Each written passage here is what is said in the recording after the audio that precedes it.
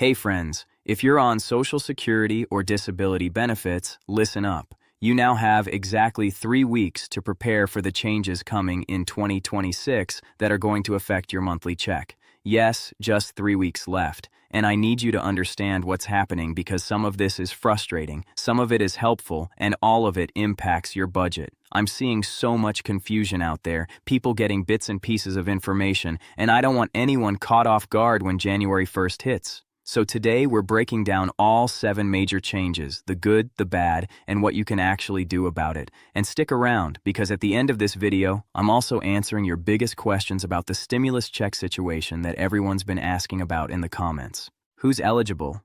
When's it coming? Is it even real? I'm going to give you the honest truth about all of it.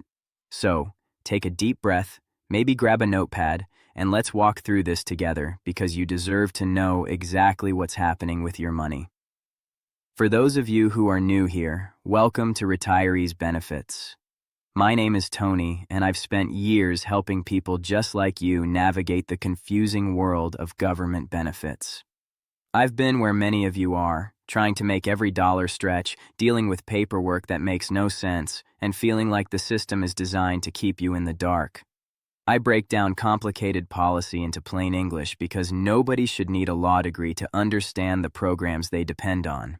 I talk to experts, I read the fine print, and I translate it all for you. I've helped thousands of people maximize their benefits, and that's exactly what we're going to do today.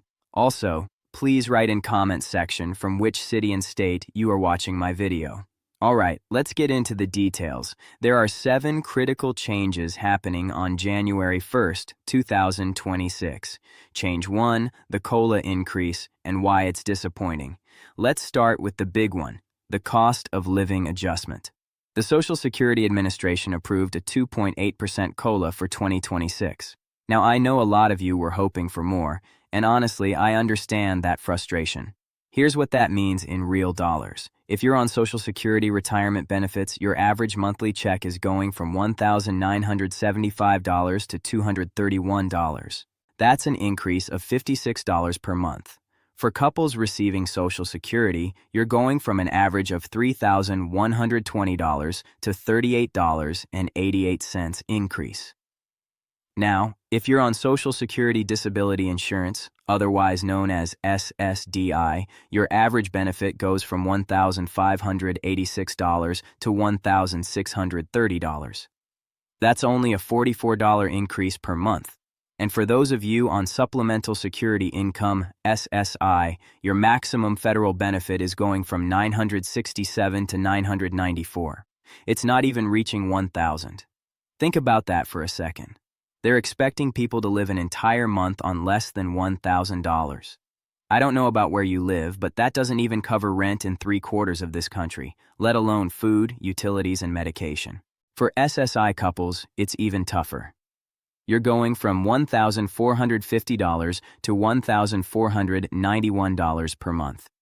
Change to maximum benefit at full retirement age.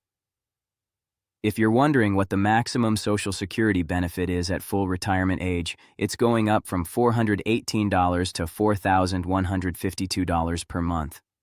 Now, most people aren't getting that maximum, but it's good to know what the ceiling is. Change 3, taxable income limit.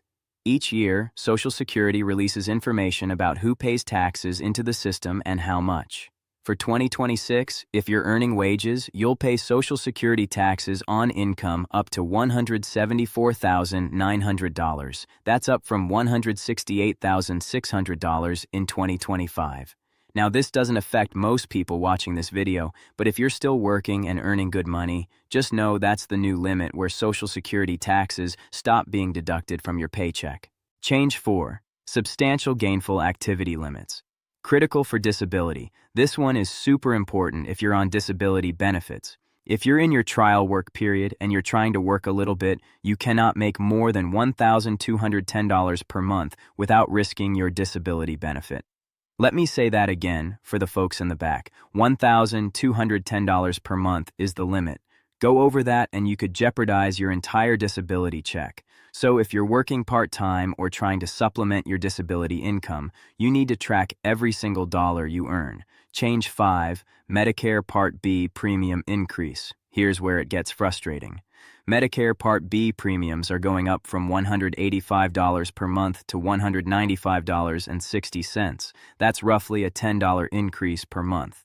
Now, do the math with me here. Your Social Security is going up by about $56, but Medicare is taking 10 of that right off the top. So, your actual net increase is closer to $46 per month for the average retiree. And here's the question we're all asking. Why is Medicare going up by about 10% when Social Security is only going up by 2.8%? I've been asking that question too, and I haven't gotten a good answer. It doesn't make sense, and you're right to be frustrated about it. Change 6, earnings limits. If you're still working while receiving Social Security and you haven't reached your full retirement age yet, pay attention to this one. In 2026, you can earn up to $24,480 per year without losing any of your Social Security benefit. But here's the catch. For every $2 you earn above that limit, you lose $1 of your Social Security benefit. Now, if 2026 is the year you reach your full retirement age, the rules are more generous. You can earn up to $65,160 in the months before your birthday without penalty. And for every $3 you go over that amount, you lose $1 of benefits. Once you hit your full retirement age, these limits disappear completely. You can earn as much as you want without affecting your Social Security. Change 7. Full retirement age permanently at 67. And finally, this is permanent. If you were born in 1960 or later, your full retirement age is 67. That's the age where you get 100% of what you've earned. If you claim Social Security at 62, the earliest you can, you'll get 30% less than your full benefit. But if you wait until age 70, you'll get 24% more than you would have at 67. So timing really matters when it comes to claiming your benefits. Let me break down who needs to pay attention to which changes. Retirees, all 7 changes impact you to some degree, but especially the COLA increase, Medicare premium hike, and earnings limits. If you're still working people on SSDI, you're looking at that $44 average increase. The Medicare increase if you have Part B, and those critical substantial gainful activity limits if you're trying to work at all. SSI recipients, the maximum benefit increase affects you directly, and since SSI doesn't automatically deduct Medicare, your situation is slightly different from Social Security recipients working seniors. If you're still earning income while receiving benefits, those earnings limits in change number 6 are critical for you moms and caregivers. If you're caring for children or grandchildren while on benefits or receiving benefits as a caregiver, these changes affect your household budget planning. Veterans, if you're receiving both VA disability and Social Security, these changes impact your Social Security portion. VA benefits operate on their own schedule. You know, I was talking to a subscriber last week. Let's call her Sharon. Sharon is 68, living on $1,547 a month from Social Security. She was excited when she heard about the COLA increase, thinking maybe she'd finally be able to afford her medications without choosing between pills and groceries. Then she did the math. A 2.8% increase on her check is about $43.